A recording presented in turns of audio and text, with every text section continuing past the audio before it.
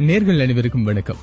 இப்பொழுது நாம் தமிழர் கட்சியின் ஒருங்கிணைப்பாளர் தலைவர் சீமான் அவர்களோடு நாங்கள் தொடர்பு கொண்டு இப்பொழுது சமீப காலமாக கத்தி திரைப்படத்தை பற்றி பல விமர்சனங்கள் வந்து கொண்டிருக்கின்றது. அது மட்டுமில்லாமல் அவருடைய அரசியல் வாழ்க்கையில் அவர் இலங்கை ஜனாதிபதி ராஜபக்சவுடன் இணைந்து செயற்படுவதாகவும் பல தகவல்கள் வந்து கொண்டிருக்கின்றது. பல்வேறுபட்ட தரப்பிலிருந்து அவருக்கு பணம் கிடைப்பதாகவும் தகவல் வந்து கொண்டிருக்கின்றது. இது தொடர்பாக ஜில்ஜில் வானொலி சார்பாக நாங்கள் சீமானிடம் தொடர்பு கொண்டு அவரிடம் பேசி பார்த்தோம். அவர் பல்வேறுபட்ட விடயங்களை எங்களோடு பகிர்ந்து கொண்டிருந்தார். என்ன சொல்ல போகின்றார் அதை நாங்கள் கேட்கலாம். வணக்கம். வணக்கம். நாங்க ஜில்ஜில் வானொலியில இருந்து பேசுறேன். சொல்லுங்க. இல்ல, உங்களை பற்றி இப்ப சமீப காலமாக நிறைய செய்திகள் வந்து கொண்டிருக்கு. என்னை பற்றி என்ன செய்தி வந்திருக்கு? பொதுவா நீங்க இலங்கை ஜனாதிபதியுடன் சேர்ந்து இயங்குவதாகவும் அவருடன் சேர்ந்து திரைப்படம் தயாரிப்பதற்கு உதவி செய்வதாகவும் மற்றும் மக்களுக்கு துரோகங்களை செய்வதாகவும் இப்பொழுது செய்திகள் வந்து கொண்டிருக்கு. அதை பற்றி உங்கள்ட்ட சில கேள்விகள் கேட்கலாம் என்றுதான். ஆமா, ராஜபக்சோட சேர்ந்து நான் நிக்க போறேன் தம்பி. இது வந்து இதெல்லாம் எழுதுறதுக்குன்னு ஒரு கூட்டம் இருக்குது. இதை நீங்களும் ஒரு பேச்சுக்கிறீங்க என்ன? நிச்சயமாக இது வந்துட்டு எங்களுடைய வானொலி சார்பாக நாங்க ஒருபோதும் எந்த ஒரு விடயத்தையும் நாங்க சொல்ல இல்ல. ஆனால் இதில் வந்துட்டு எந்த அளவுக்கு உண்மை இருக்குது, எந்த அளவுக்கு பொய் இருக்குது என்பதை இந்த உலகத்துக்கோ உலக தமிழ் மக்களுக்கோ சொல்ல வேண்டியது ஒரு ஊடகவியலாளரா எங்களுடைய பொறுப்பு. அதனாலதான் நாங்க வந்து எது உண்மை என்று தெரிஞ்சு கொள்றதுக்காக உங்களுடன் தொடர்பு கொண்டிருக்கோம். ராஜபக்ச கூட போய் நான் நிக்க போறேன்னா கட்சி படத்துக்கு எனக்கு என்ன சம்பந்தம் சொல்லுங்க? கட்சி படத்துக்கு எனக்கு ஏதாவது சம்பந்தம் இருக்கா? சீமான் அவர்களிடம் இப்படிப்பட்ட அவர் பற்றிய விமர்சனங்கள் வெளிவந்து கொண்டு இருக்கையில் அவருடன் நாங்கள் நேரடியாக தொடர்பு கொண்டு பேச முயன்றோம். பேச முயலும் போது அவர் பல்வேறுபட்ட கருத்துக்களை எங்களுக்கு சொல்லியிருந்தார். அவர் தொடர்ந்து நிறைய விடயங்களை பேசியதால் அவர் பேசியதை மட்டும் நாங்கள் இப்பொழுது உங்களுக்கு தருகின்றோம். அவர் என்னென்ன சொல்லியிருக்கின்றார் என்பதை இப்பொழுது நீங்கள் கேட்கலாம். எனக்கும் இதுக்கு ஏதாவது சம்பந்தம், இந்த பிரச்சனைக்கு எனக்கு ஏதாவது சம்பந்தம் இருக்கா சொல்லுங்க பாப்போம். அப்புறம் ஏன் என்ன எழுத்து எழுதுறாங்க? ஏங்க, அவன் எவனுக்கு அரிச்சா அவன் முதுகு அவன் சொரிஞ்சுக்கணுமே வெளியே அங்கிருந்து கை நீட்டி ஏன் முதுகு சொரியக்கூடாது. நீங்க போராடணும்னு நினைச்சா நீங்க தான் போராடணும். என்ன ஏன் போராடலன்னு கேட்க கூடாது. நான் ஒரு வேலையாள் இல்ல, எல்லாரும் ஏவர வேலையை செய்யற ஒரு அடிமை கிடையாது. நான் அதுல வந்துட்டு ஏன் இதுக்கு பேசல, ஏன் இதுக்கு பேசல, நான் எவ்வளவோ பிரச்சனைகளுக்கு போராடிட்டேனே. அப்ப இவங்க எல்லாம் ஏன் என்னோட சேர்ந்து போராட வரல? இப்ப லைக்காங்கிறதுக்கு இந்தியாவுல லைக்காக்கு இந்தியாவுக்கு ஏதாவது சம்பந்தம் இருக்கா? தமிழ்நாட்டுல லைக்காக்கு ஏதாவது சம்பந்தம் இருக்கா? லைக்கா மொபைல்ல பாவிக்கிறது யாரு? நான் கேக்குறதுக்கு பதில் சொல்லுங்க. லைக்கா மொபைல் எங்க இருக்கு? பிரித்தானியால இருக்கு, யூரோப்பிய நாடுகள்ல இருக்கு. யூரோப்பிய நாடுகள்ல லைக்கா மொபைல்காரரு ராஜபக்சேயோட சேர்ந்து தொழில் செய்யறாரு அப்படிங்கறது தெரிஞ்சா தெருவில் இறங்கி எத்தனை போராட்டம் நடந்திருக்கு அந்த நிறுவனத்துக்கு எதிராக? நடந்திருக்கா? பண்ணாம நீங்க அங்க இருந்துகிட்டு தமிழ்நாட்டுல இந்த கட்சி படத்தை எடுத்து போராடுன்னு நீங்க அங்கிருந்து உத்தரவு கொடுக்கறதுக்கு நீங்க எல்லாம் யாரு? நீ இதை செய்யல, ஏன் செய்யல? நீங்க அங்க இறங்கி போராடு. இங்க லைக்கா மொபைலுக்கு எதிராக போராடுறதா, கட்சி படத்துக்கு எதிராக போராடுறது? கட்சி படம் தப்பா இருக்குதா? கட்சி படம் வந்து இனத்துக்கு எதிராக வருதா, மொழிக்கு எதிராக வருதா? வந்தா நம்ம எதிர்த்து போராடலாம். நான் இனம் படத்துக்கும் மெட்ராஸ் கதை படத்துக்கும் நான் ஒரு ஆளா போராடி தடுத்து நிறுத்தினேன். அப்ப ஏன் இந்த இணையதள புரட்சியாளர்கள் வரல? ஏன் வரல? இப்போ அது எதுக்கு வரல? இன்னைக்கு இலங்கையில ராணுவ கருத்தரங்கு நடத்த போறாங்க, அதுல இந்தியா பங்கேற்க போகுது. அதை விட கட்சி படம் உங்களுக்கு பெரிய ஆபத்து தந்துட போதோ? எனக்கு இந்த விஷயமே புரியல. கட்சி படத்தை எதுக்கு? கட்சிக்கு இந்த இனத்துக்கு என்ன சம்பந்தம் இருக்கு?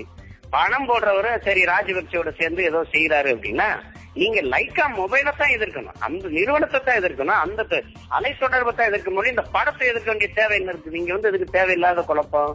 நீங்க அங்க போராட மாட்டீங்க, அதுக்கு எத்தனை ஒரு பேரணி, எத்தனை ஆர்ப்பாட்டம், எவ்வளவு போராட்டங்களை நடத்திருக்கிறீங்க நீங்க லைக்காவுக்கு எதிராக?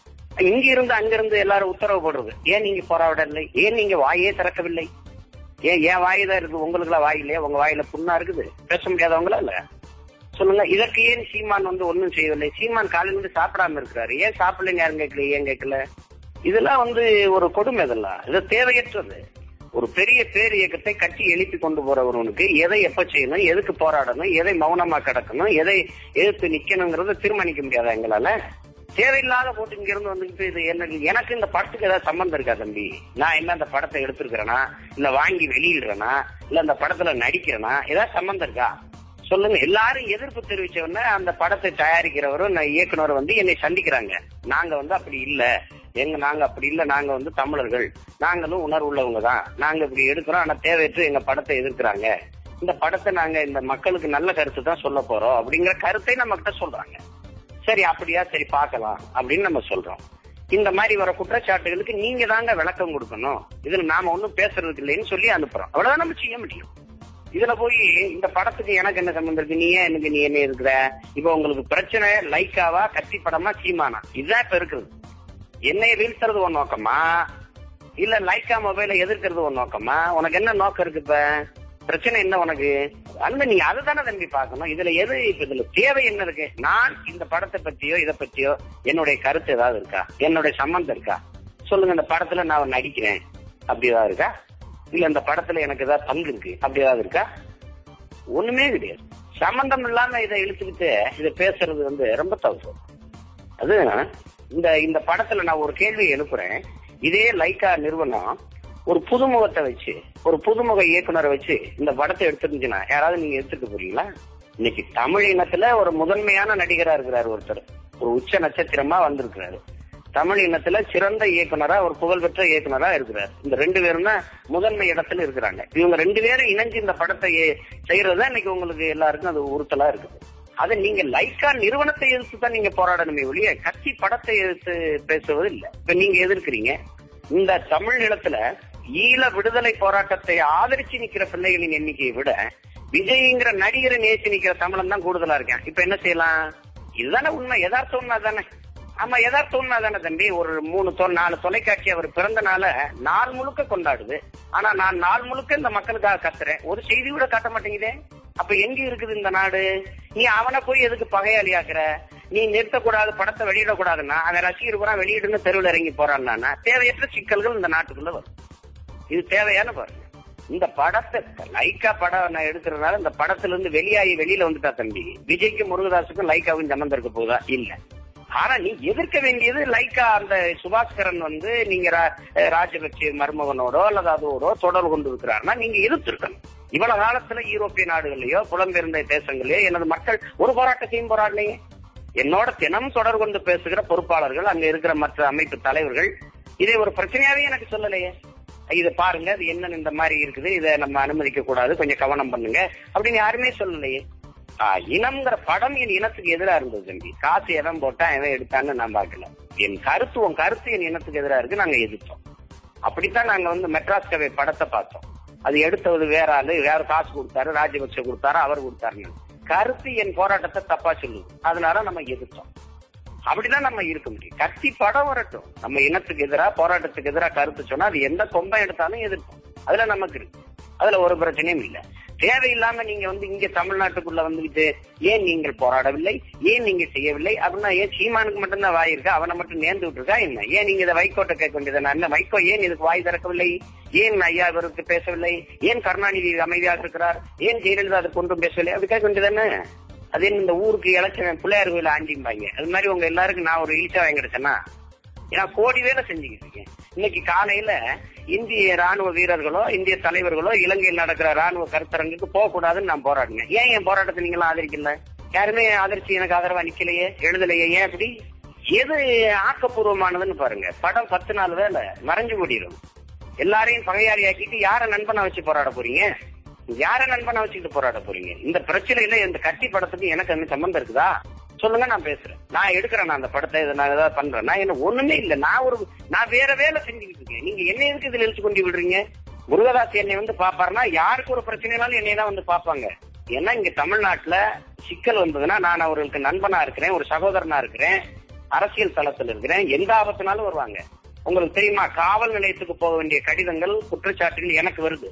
எனக்கு கணவரை 10 நாட்களை காணம் கண்டுபிடிச்சு கொடுங்க அண்ணான்னு ஒரு பெண்ணு எனக்கு எழுதிருக்கு, காவல்துறைக்கு அனுப்ப வேண்டியது. என் மகனை 1 வருஷமா காணாமப்பா, நான் தேடிக்கிட்டு இருக்கேன், எவ்வளவோ காவல் நிலையங்களை சொன்னேன், இது ஒண்ணு நீ கண்டுபிடிச்சுட்டான்னு எனக்கு வருது கடிதம். பல பிரச்சனைகளை நீஞ்சிக்கிட்டும் போராடிக்கிட்டும் போயிட்டு இருக்கோம் தம்பி. இது ஒரு படத்தை வச்சுக்கிட்டு இதுல ஏன் போராடவில்லை, அதுல ஏன் போராடவில்லை? மாணவர்கள் போராடுறாங்க, மாணவங்க போராடட்டும். அவங்க போராடினா நான் அவங்களோட சேர்ந்து போராடிட முடியுமா? 2 நாள் போராடிட்டு போய் படுத்துருவாங்க அவங்க. நான் அப்படி நின்ற முடியுமா? அப்படி பண்ண முடியாது. ஒரு இயக்கத்தை கட்டி வழி நடத்தி போற ஒரு தலைவன் படக்குன்னு ஒரு முடிவு எடுத்து செஞ்சிட முடியாது. 6 முறை யோசிச்சு எது சரியாதான் நான் முடிவு எடுத்து நகர முடியும். அதுல தேவையில்லாம போட்டு இவர் ஏன் அதை செய்யவில்லை, இதை செய்யவில்லைன்னு போராடணும். உங்களுக்கு தவறுன்னு படுதுன்னா எல்லாரும் போராடுங்க. எனக்கு மட்டும் இது விதிக்கப்பட்டது ஒண்ணு இல்லையே, எல்லாருக்கும் இருக்கு. போராடுங்க, நீங்க எதிர்த்து போராடுங்க, பாராட்டுக்கள், நன்றி, அவ்வளவுதானே. இதையும் நான் தான் பேசணும், அதையும் நான் தான் பேசணும். இது ஏற்புடையதல்ல, இது தேவையற்றது. லைக்கா மொபைலுக்கு இந்தியாவுக்கு ஒண்ணு சம்பந்தம் இல்லை. நான் ஒண்ணு கேக்குறேன், லட்சுமி மிட்டலுடைய ஏர்டெல் தான் ஈழத்துல இனத்தை அழிக்கிற போது எல்லா தொலைத்தொடர்பையும் இந்த ராணுவத்துக்கு செஞ்சு கொடுத்து. தமிழ்நாட்டுல அதுக்கு எதிராக நாங்க போராடணும். நீங்க எவ்வளவு போராடினீங்க? நாங்க போராடி எல்லாருமே நாங்க ஏர்டெல் தான் பயன்படுத்திக்கிட்டு இருந்தோம். நொறுக்கி போட்டோம் அந்த அட்டையெல்லாம். ஆனா இன்னைக்கு வரைக்கும் விஜய் தொலைக்காட்சியில ஏர்டெல் சூப்பர் சிங்கர் நடத்திக்கிட்டு அவங்க இன்னைக்கு வரைக்கும் பண்ணிட்டு தான் இருக்கிறான் அந்த ஏர்டெல். அவரை எத்தனை போராட்டம் போராடினாங்க இவங்க எல்லாம்? எல்லா துரோகங்களையும் இன்னைக்கு செஞ்சுக்கிட்டு இருக்கிற இந்த சுப்பிரமணிய சாமி தான் செய்து கொண்டிருக்கிறாரு. அந்த ராணுவ கருத்தரங்களை நான் பங்கேற்பேங்கிறாரு. அவரை ஏற்று எத்தனை போராட்டம் போராடி இருக்கிறாங்க இவங்க. அப்ப இந்த மாதிரி ஆக்கப்பூர்வமான வேலையை விட்டுட்டு சும்மா ஒரு படத்துல வந்து லைக்கா மொபைல்னா மொபைலை எடுத்து போராடுங்க, அந்த நிறுவனத்தை எடுத்து முற்றுகையிடுங்க, போராடுங்க. நீ முதல்ல அவரோட இருக்கிற உறவை துண்டிச்சுக்க, அப்பதான் உன்னுடைய அலைத்தொடர்பை நாங்க பயன்படுத்துவோம்னு போராடுங்க. அதெல்லாம் யாரும் வேணாம்னு சொல்லலையே. இங்க எங்க இருக்கு லைக்கா? இங்க என்ன இருக்கு? இங்க வந்துட்டு படத்தை தடு, அதை தடு, இதை தடுன்னா எப்படி தடுத்துருவீங்களா? நீங்க போராடி தடுத்துட புரியல. இது தேவையற்று. இது எல்லா தமிழனையும் பகையாடி ஆக்கிட்டு இருக்கிற எங்களை எல்லாம் மோத விட்டு இவங்களுக்கு நோக்கம் என்னன்னா நானும் விஜயும் சண்டையை போட்டுக்கணும். அதுதான் இவங்க நோக்கம். வேற என்ன இருக்குது? இது அர்த்தமற்றது தம்பி. இது வந்து தேவையற்றது. நீங்க போராடணும்னா போராடுங்க, அதுல ஒண்ணு யாரும் வேணாம்னு சொல்லல. வரட்டும். அவங்க இந்த படம் வெளியிடும் போது தயாரிப்பாளர்கள் சொல்லுவாங்கல்ல, எங்களுக்கு இதுல தொடர்பு இருக்கு, இல்ல இதை தெரியாம பண்ணிட்டோம், இனி பண்ண மாட்டோம், ஏதாவது அது சொல்லுவாங்கல்ல. இன்னும் படம் வெளியிடுறதுக்கு நாள் இருக்கு. இன்னைக்கு போய்கிட்டு இதை பேசிக்கிட்டு இது தேவையற்ற குழப்பங்களை பண்ணிக்கிட்டு இருக்க வேண்டியது இல்ல. இதுல என்னையும் இழுத்து கூட்டி விட வேண்டிய தேவை என்ன தம்பி இருக்கு? நான் செய்யற வேலை வேற. இதெல்லாம் எவ்வளவு வேடிக்கையா இருக்கு. நான் பணம் வாங்கிட்டேங்கிறது. நாங்க ஒரு சூரட்டி அடிச்சு ஒட்டி போராட்டம் நடத்துறதுக்கு காசு இல்லாம பிச்சு எடுத்துட்டு இருக்கிறோம். இதெல்லாம் எவ்வளவு ஆத்திரத்தை மட்டும். இதெல்லாம் உங்களுக்கு எவ்வளவு வன்மம் இருக்குது. பணம் வாங்கி கொடுங்கடா, வாங்கிக்கிறேன், கொடுங்க, யாராவது கொடுங்க, வாங்கிக்கிறேன். பணம் வாங்கிட்டாரு. என்னடா நீ வாங்கி கொடுத்தீங்களா? யாரும் இல்ல வாங்கும்போது பார்த்தீங்களா? இது வந்து ஒரு தேவையற்ற இது, ஒரு கீழான சிந்தனை. யார் ஒன்னும் இது யாரையும் பழி சொல்லிடுறது, பணத்தை வாங்கிட்டாங்க அப்படி. அப்ப இனம் படத்தையும் அந்த மெட்ராஸ் கவே படத்தையும் எழுத்தன, அப்ப பணம் வாங்கிட்டு தான் எழுத்தணும். எதையாவது சொல்லிட்டு இருக்கிறதா? எதையாவது சொல்றதா? எதையாவது எழுதுறதா? விஜய் வந்தா தான் தமிழ்நாட்டை காப்பாற்ற முடியும்னு நான் பேசுனேன்னு. தமிழ்நாட்டை அவர் வந்தா தான் காப்பாற்ற முடியும். நான் ஏன் தம்பி எல்லா வேலையும் விட்டு 4 வருஷமா கட்சி நடத்தி போராடிட்டு இருக்கிறேன். நான் பேசுனதானே எடுத்து போடணும். இப்படி பேசிவிட்டாரு. எங்க பேசினாரு? இது எதையாவது ஒண்ணு எழுதுறதா தம்பி? அதெல்லாம் வந்து என்ன பண்ண முடியும்? மறுபடியும் என் தலைவர் சொன்னதான் எனக்கு. விமர்சனங்கள் எப்போதும் வெறும் சொற்கள் தானே ஒழிய நம்மை காயப்படுத்தும் கற்கள் அல்ல அப்படின்னு. நீ கட்டுரையாளனை விட தம்பி களத்துல நிற்கிறவனுக்கு தான் காயம் அதிகம் படும். எல்லாரும் எரியற கல்லும் நம்ம மேலதான் படும். கட்டுரை நானும் எழுதவா? எல்லாருக்கும் எழுதி போட்டு படுத்துக்கிட்டுமே. இதுதான் வேலை. இது நம்ம இது பொருள்படுத்த தேவையில்லை. படம் எடுக்கிறவங்க யாரோ, பிரச்சனையை கிளப்புறது சொல்றது யாரோ, அவங்களுக்கு பதில் சொல்லட்டும். போராடுறவங்க எடுத்து போராடட்டும். எனக்கு நிறைய வேலை இருக்கு. கட்சி படம் வந்து என் மொழிக்கும் இனத்துக்கும் எதிரா நிக்கும் போது அது எந்த கொம்பன் படமா இருந்தாலும் எதிர்ப்போம். இன்னைக்கு அதை எதிர்க்க வேண்டிய தேவை என்ன இருக்குன்னு சொல்லு. நீங்க அந்த நிறுவனம் இருக்கிற இடத்துல எதிர்க்காம போராடாம எங்களை போராட சொல்லி இங்க தூண்டுறதற்கு காரணம் என்னன்னு சொல்லு. இது லைக்காவுக்கும் லிபராங்கிற 2 பெரும் முதலாளிகளுக்கு இடையில இருக்கிற தொழில் போட்டி. இதுல ஒரு தேசிய விடுதலை போராட்டம் ஏன் உள்ள வருது? இதுலயே இது உள்ள வருது. இந்த போராட்டத்துக்கு இந்த முதலாளிகள் கடையில் என்ன சம்பந்தம் வருது? இவங்களை மையப்படுத்தித்தான் போராட்டம் நகரப்போகுதா? இது வேலை. இது என்ன வேண்டாத வேலை செஞ்சுக்கிட்டு இருக்கிறீங்க? போராடினா போ, லைக்கா மொபைல் நிறுவனத்துக்கு போய் முற்றுகையிடு, போராடு. அந்த தொலைத்தொடர்பு நிராகரிங்கன்னு என் மக்கள்கிட்ட போய் பேசு. பயன்படுத்துற இடத்துல போய் பேசு. இங்க என்ன வேலை உனக்கு? தமிழ்நாட்டுக்குள்ள லைக்காக்கு என்ன சம்பந்தம் இருக்குது? இங்க படம் எடுக்கிறாங்க. படம் தப்பா வரட்டும், நீங்க யாரும் பேச வேண்டியதில்ல, நான் பேசுவேன். அதுக்கு நாங்க பாத்துப்போம். படம் சரியா இருக்கும் பட்சத்தில் அதை பேச வேண்டிய தேவை என்ன இருக்கு தம்பி? யாரு பேசுறான்னு இல்ல, என்ன பேசுறாங்கிறதா முக்கியம். என்ன பேசுறாங்கிறதா முக்கியம். சிங்களம் எனக்கு ஆதரவா பேசுறான், அதனால சிங்களம் என்ன பேசினாலும் தப்புன்னு எடுத்துக்க முடியுமா? என் விடுதலைக்கு பேசி ஆதரவா சிங்களம் எத்தனை பேர் பேசியிருக்கான்? நீங்க அறியாததான் பேசியிருக்காங்கல்ல. அப்ப அந்த சிங்கள வேலையெல்லாம் நீ என்ன இருந்தாலும் சிங்களம் தானடா அப்படின்னு அவன் கருத்து தப்பு. நீ பேசுறவன் சிங்களனா இருந்தாலும் கருத்து சரியானதுதான். அதான் இங்க முக்கியம். படம் என்னவா வருது அதை பாரு. அப்ப இந்த இனத்திற்கு எதிராக, இந்த போராட்டத்திற்கு எதிராக எடுக்கப்பட்ட இனத்திற்கும் இதே இந்த டெரரிஸ்டுக்கும் மல்லிக்கும் இந்த மெட்ராஸ் கவே படத்துக்கும் ஏன் நீங்க எதிர்ப்பு தெரிவிக்கல? இந்த வியாபார போட்டியில வந்து என்னை இழுத்து உள்ள நிறுத்த வேண்டிய தேவை என்ன வருது உனக்கு? நான் இதுல எங்க வந்தேன்? இதுல எங்க இருக்கேன்? நானு இதுல எந்த இடத்துல இருக்கிறேன்? என்னையே நீ கேக்குற? என்னையே நீ குடி வச்சு எரியிற? நீ உன் நோக்கம் என்ன? லைக்காவை எதுக்குறதா, என்னைய வீழ்த்துறதா? லைக்காவுக்கு எனக்கு என்ன இருக்கு? யாரு சுபாஷ் கரனாலும் எனக்கு தெரியுமா? லைக்காவுக்கு எனக்கு ஏதாவது சம்பந்தம் இருக்கா? நான் பாத்துருக்கேனா? தேவையில்லாத வேலை. என்னைய சொரியக்கூடாது. அது வீணான சிக்கலை கொண்டாந்து விடும். அதுல கவனமா நீங்க கையாளணும். எனக்கு தொடர்பு இருக்குன்னு சொல்லி நிறுவி, எனக்கு ஏதாவது சம்பந்தம் இருக்குன்னு சொல்லு, அதை பேசலாம். இது ஒண்ணுமே கிடையாது. எந்த ஒரு பிரச்சனைனாலும் என்னிட்ட தான் வந்து பாப்பாங்க. அப்படி எல்லாரும் பார்க்கத்தான் செய்யறாங்க. எவ்வளவோ பிரச்சனைகளை எதிர்கொண்டு போறோம். தங்கள் படத்தை பத்தி இப்படி எழுதுறாங்க, எதிர்க்கிறாங்க. நாங்க அப்படி இல்லைங்கிற விளக்கத்தை அவங்க கொடுத்துட்டு போயிருக்கிறாங்க. சரி பாப்போம். எனக்கு மட்டுமா கொடுத்துருக்காங்க, ஐயாட்டையும் கொடுத்துருக்காங்க, நெடுமாற ஐயாட்டையும், அண்ணன் திருமாவளவனையும் பார்த்து கொடுத்துருக்காங்க, வைகோனையும் பார்த்து சொல்றதா இருக்கிறாங்க. அவங்க சந்திப்பாங்க. இப்ப அண்ணனுக்கு உடல்நிலை சரியில்லைன்னா சரியான பிறகு சந்திச்சு பேசுவாங்க. அதுக்கப்புறம் இந்த இத்தனை பெரிய பெரிய தலைவர்கள் பேசாம இருக்கும்போது திடீர்னு சீமான் வாய திறக்காம இருக்கிறாரு, இது ஏன் பேசாம இருக்கிறாரு அப்படின்னா, நான் இவ்வளவு போராட்டங்கள் போராடிருக்கேன். அப்பெல்லாம் என் கூட யாரும் வந்து நின்னீங்க? என் போராட்டத்தை ஆதரிச்சு நீங்க ஒண்ணும் எழுதலையே. நீங்க போராடியது சரிதான் அண்ணான்னு கூட யாரும் சொல்லலையே. உங்க போராட்ட வெற்றியடைய வாழ்த்துக்களோட ஒரு செய்தியை பதிவு பண்ணலையே. இது தேவையற்றது. உங்களுக்கு அரிக்குதுன்னா நீங்க உங்களுக்கு எங்க அரிக்குதோ நீங்க அங்கேதான் சொல்லணும், என்னையே சொல்லக்கூடாது.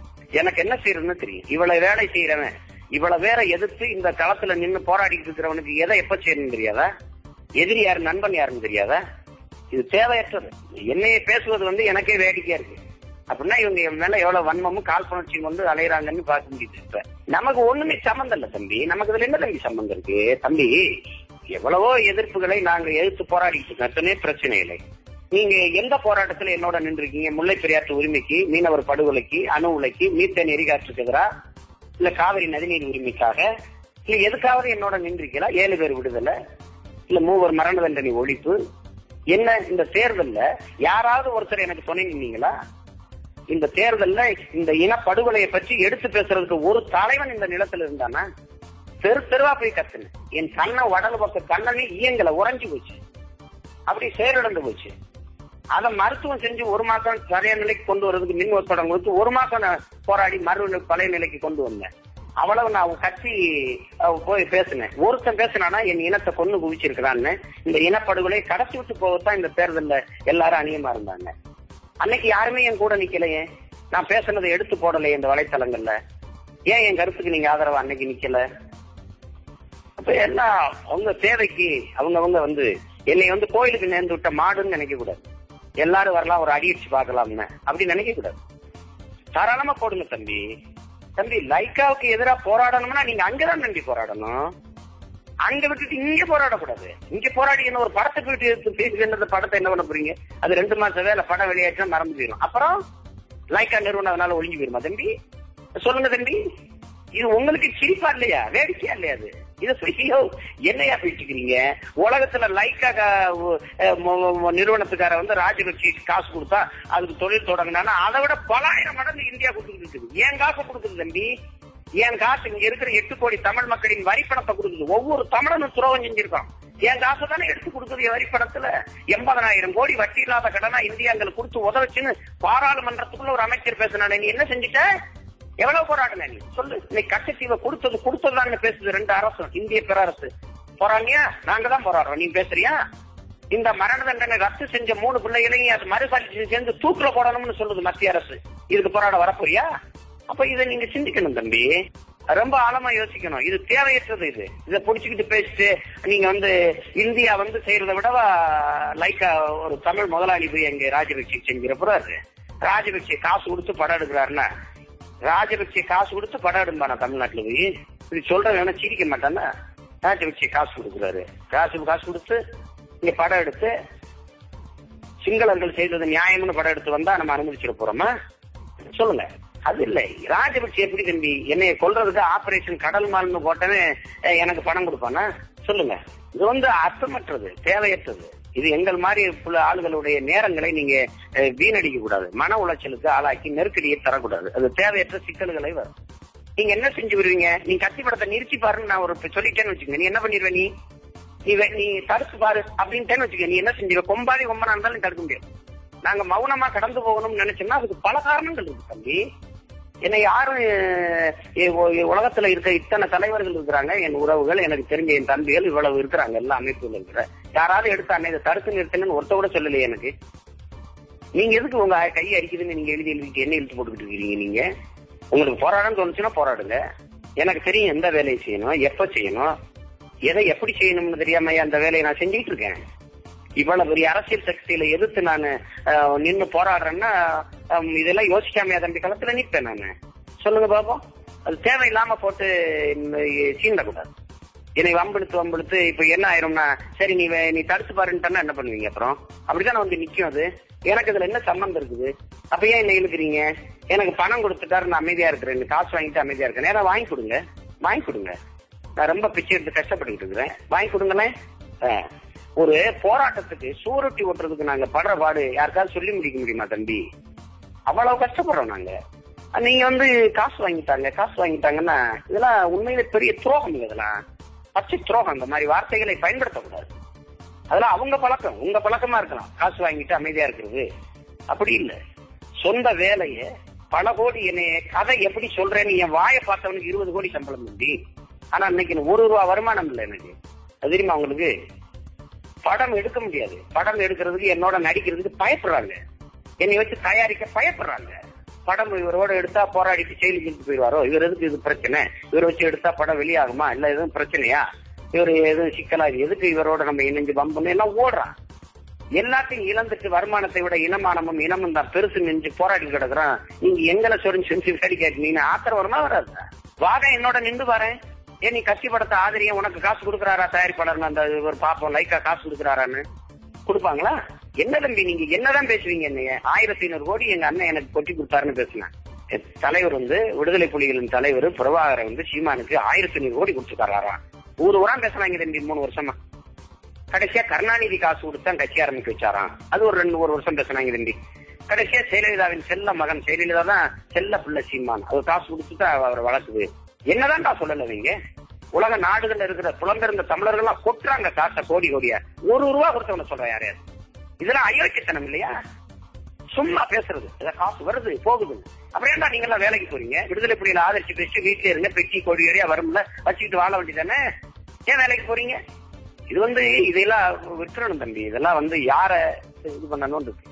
நம்ம ஒரு முதிர்ந்த தலைவரா ஒரு பெரிய பேரியக்கத்தை கட்டி எழுப்பி, ஒரு தேசிய உரிமை விடுதலைக்காக ஒரு மாற்று அரசியலை கட்டி எழுப்பி போற ஒரு பெரும் பொறுப்பும் கடமையும் இருக்கிறதுனால நம்ம அமைதியா போக வேண்டியது. முன்ன மாதிரி நம்ம சிறு பிள்ளைகள் மாதிரி டக்கு டக்குன்னு இது பண்ண முடியாது. நம்ம வந்து அப்படி பல என்கிட்ட இருக்கிற இளைய பிள்ளைகள் மிகவும் உணர்வு வயப்பட்ட பிள்ளைகள். நான் ஒண்ணுன்னா 4 பாஞ்சிருவாங்க. அவனுல நான் கத்தி மேல நிக்கிறது போல கவனமா கால் எடுத்து வச்சு நகர்ந்துகிட்டு இருக்கேன். என்னுடைய இலக்கு ரொம்ப தூரம் இருக்கு. பொறுப்பா பயணம் செஞ்சுக்கிட்டு இருக்கேன். இதுல போட்டு என்னை தேவையில்லாம என்னை இழுத்து காலை பின்னுக்கு இழுத்து நேரத்தை இவர் பாருங்க, இவ்வளவு நேரம் இதை பத்தி என்னை பேச வச்சுட்டீங்க. இந்த நேரம் ஆக்கப்பூர்வமா கட்சியில இணைய வர 4 பேரை சந்திச்சிருக்கலாம், அல்லது 4 ஒரு புத்தகத்தை எடுத்து படிச்சிருக்கலாம், எவ்வளவோ வேலை செஞ்சிருக்கலாம். நான் இதுல தேவையற்ற எனக்கு நேர விரயம், எனக்கு மன உளைச்சல், என்னை சுற்றி இருக்கிறவங்களுக்கு வருத்தம்.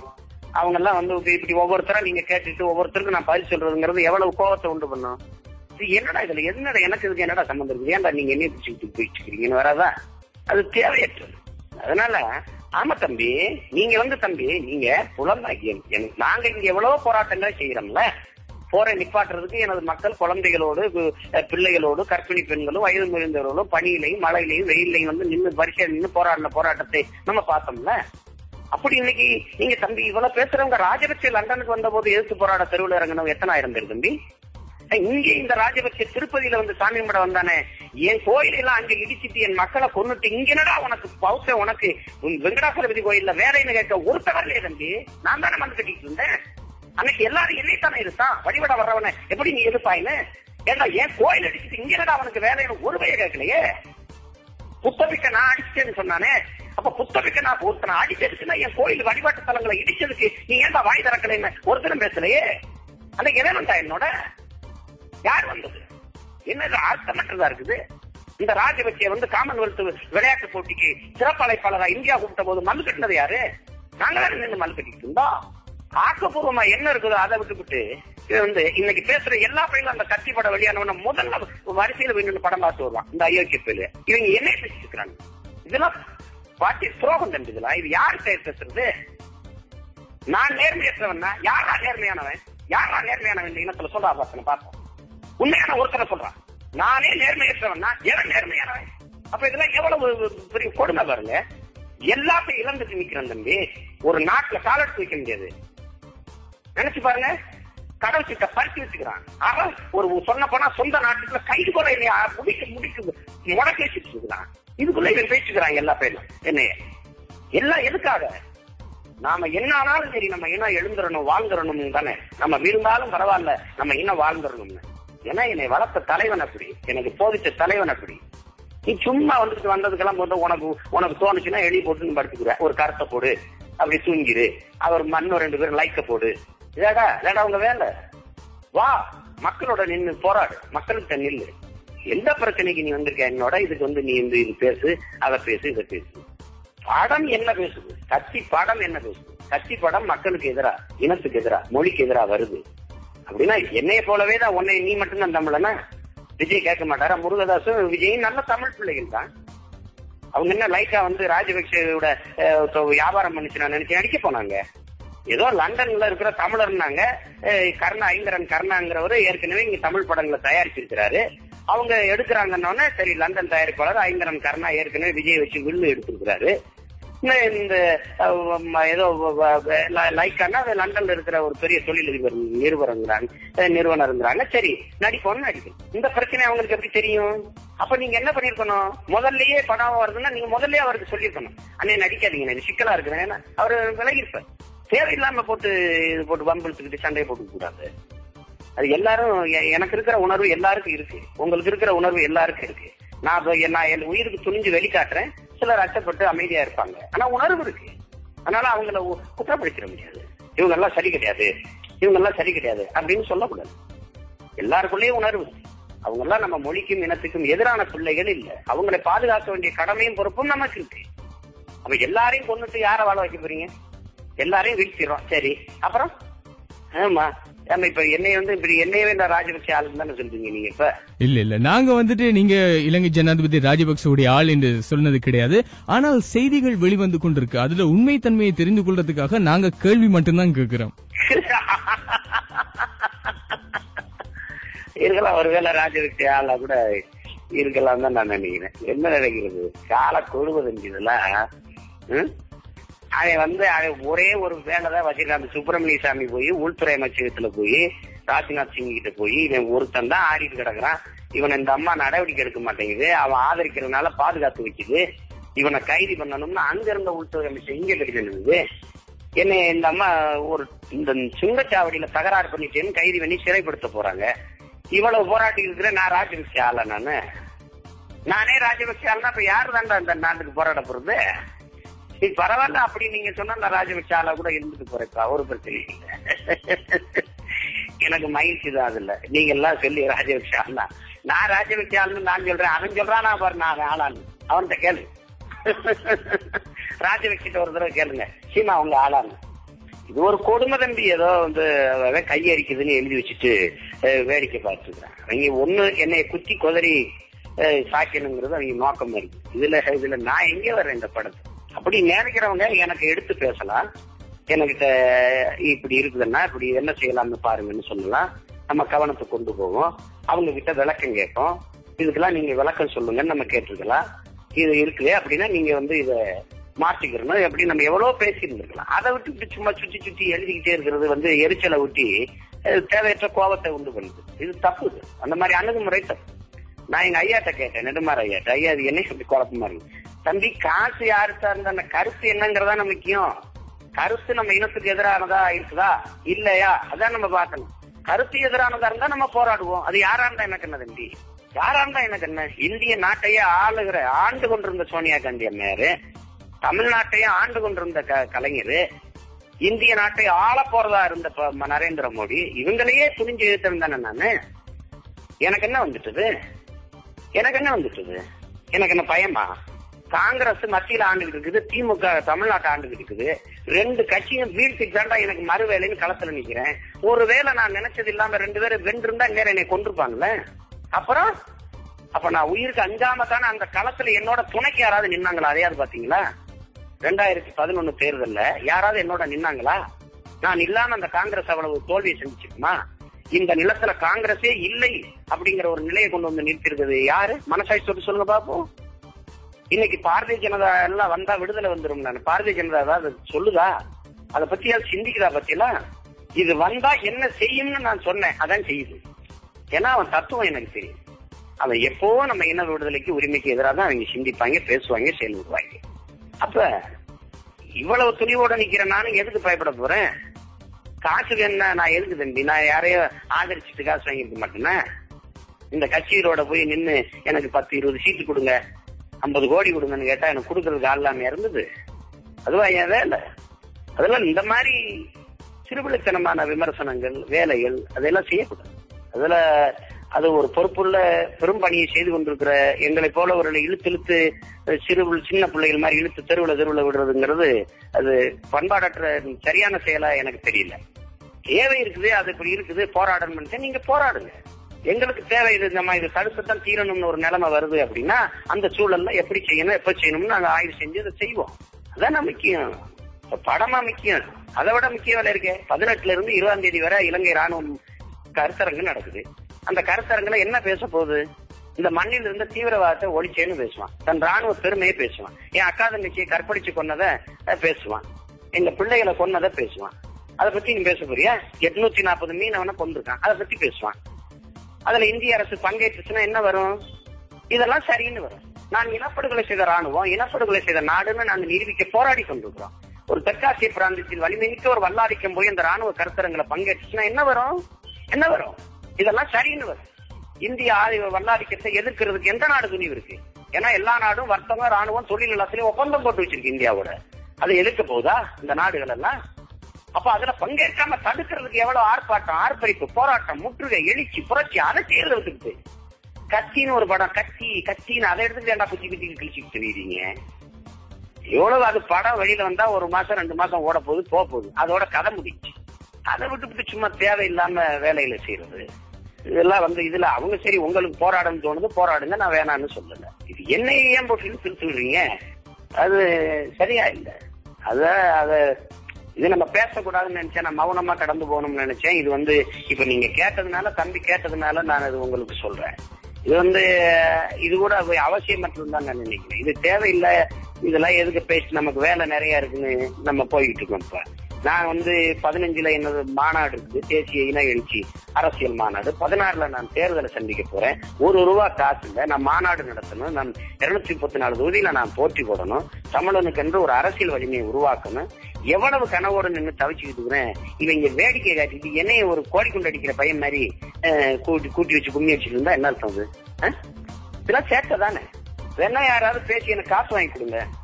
காசு வாங்கிட்டு அமைதியா இருக்காருன்னா காசை வாங்கி கொடுங்கடா, உங்களுக்கு ரொம்ப நன்றியா போகும். சீமன் அவர்கள் இவ்வளவு நேரமும் அவரை பற்றியும், அவரை சார்ந்த விடயங்கள் பற்றியும், அரசியல் விடயங்கள் பற்றியும், திரைப்படம் பற்றியும் பல்வேறுபட்ட விடயங்களை அமைதியாக இருந்து இவ்வளவு நேரமும் ஜில்ஜில் வானொலிக்கு பிரத்தியமாக பேட்டி அளித்திருந்தார். அவருக்கு முக்கியமான நன்றிகளை நாங்கள் சொல்ல கடமைப்பட்டிருக்கிறோம். நன்றி சீமன் அவர்களே. நன்றி.